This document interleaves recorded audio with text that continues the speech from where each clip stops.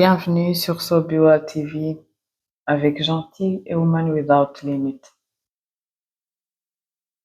Tu as étudié pendant des années, tu as des diplômes, des compétences, de l'expérience. Tu as traversé des frontières avec l'espoir de construire, de contribuer, de briller. Et pourtant, personne ne te voit à ta juste valeur. Tu travailles en dessous de ce que tu sais faire. Et ce n'est pas une impression, c'est une réalité. On appelle ça le déclassement professionnel ou brain waste. Aujourd'hui, nous allons parler de cette blessure invisible, de ce qu'elle fait à ton esprit, à ton cœur, à ton identité et surtout de comment tu peux t'en sortir.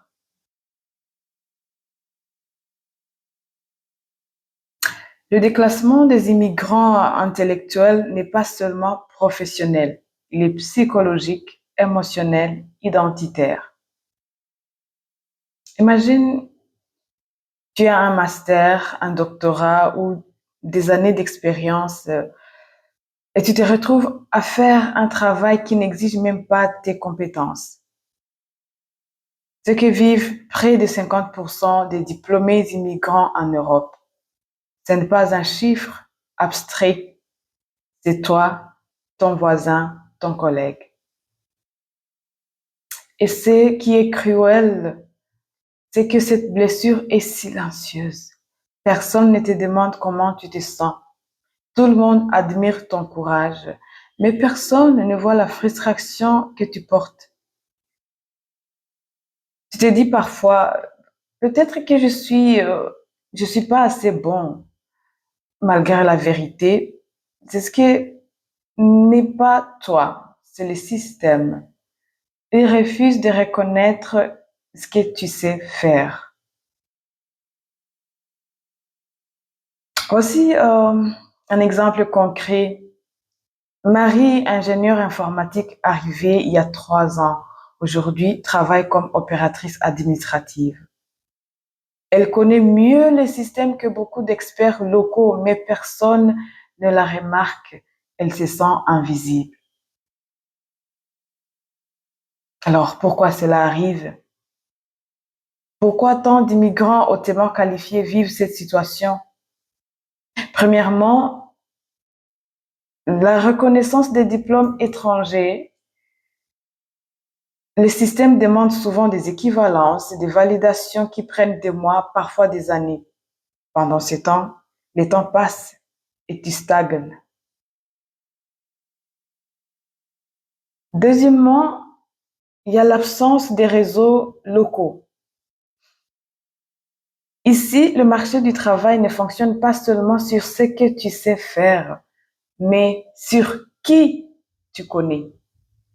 Les codes implicites, les cercles professionnels, les mentors, tout cela n'est pas accessible facilement à un immigrant. Troisièmement, il y a les discriminations silencieuses. On ne te dit jamais directement, nous ne t'engageons pas à cause de ton origine. On te dit, ton profil est intéressant, mais... Et là, tu te retrouves à répéter le même effort encore et encore sans résultat. Et le plus dangereux, tu finis par douter de toi, alors que le problème n'est pas toi, mais un système qui refuse de reconnaître ton talent. Ici, il y a des conséquences sensibles mais cachées.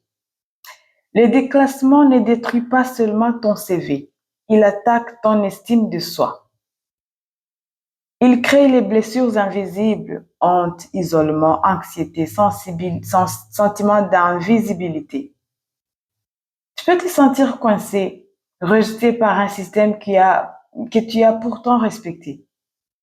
Tu observes les collègues qui ont moins d'expérience, moins de diplômes et qui progressent. Et là, la colère monte, la frustration grandit. Et souvent, tu restes silencieux parce qu'on attend de toi que tu sois fort. Ce silence Ce poids émotionnel, c'est l'une des blessures les plus profondes des immigrants intellectuels. Prenez un exemple concret. Paul arrive il y a 5 ans. Donc, Paul est arrivé il y a 5 ans, est un médecin diplômé. Aujourd'hui, il travaille comme aide-soignant. Il a appris à sourire, à rester poli, mais à l'intérieur, il se sent brisé. Je ne m'arrête pas par là. J'ai aussi des astuces concrètes pour s'en sortir. Comment s'en sortir de ce déclassement? Il y a des façons de reprendre le contrôle. Voici ce que tu peux faire dès aujourd'hui.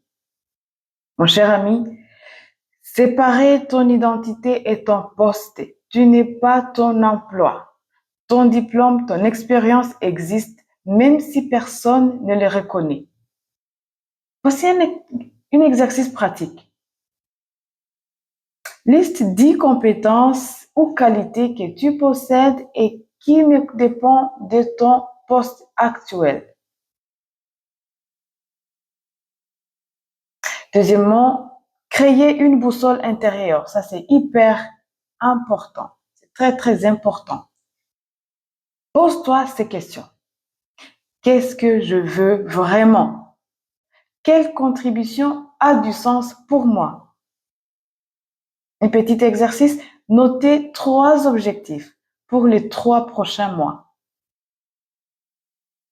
Troisième astuce, construire un réseau stratégique.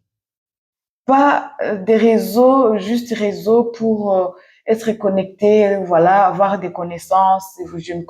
On s'est connus. Construire un réseau stratégique avec une mission. LinkedIn, association professionnelle, mentor. Ici, l'objectif, c'est d'accéder aux opportunités invisibles. Il y a autre chose, valider tes diplômes. Certification locale, même partiellement. Chaque certification locale est une porte ouverte. Donc, arrêtez les brouhaha, les diplômes ne sont pas reconnus.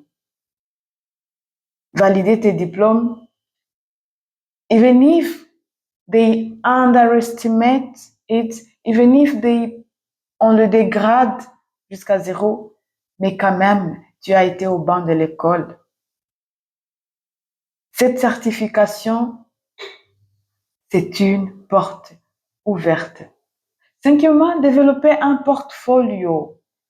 Projets parallèles, donc des blogs, les articles, les mini-projets, les freelances, cela montre ce que tu sais faire, même si ton poste ne le reflète pas.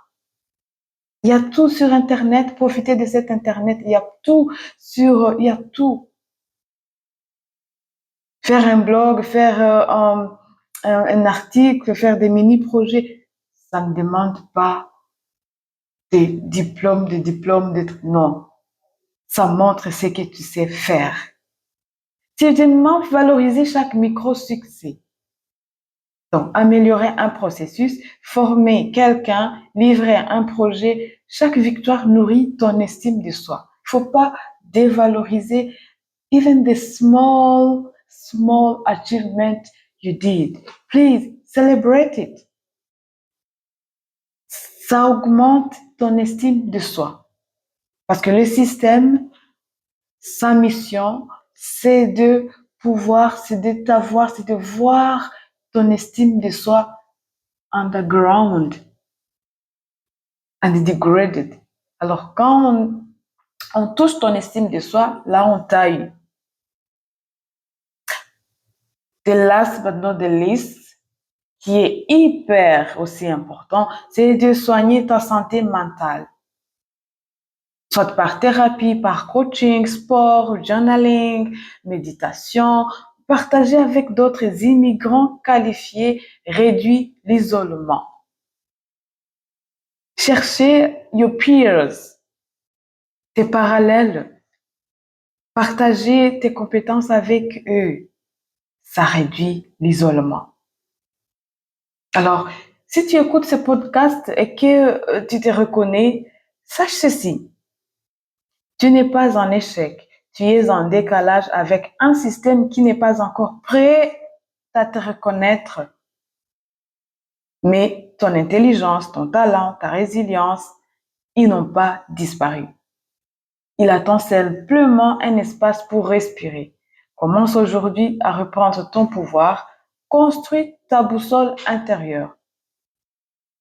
Reconstruis ton réseau, valorise chaque micro-succès et surtout, ne laisse jamais un poste ou un système te faire oublier qui tu es.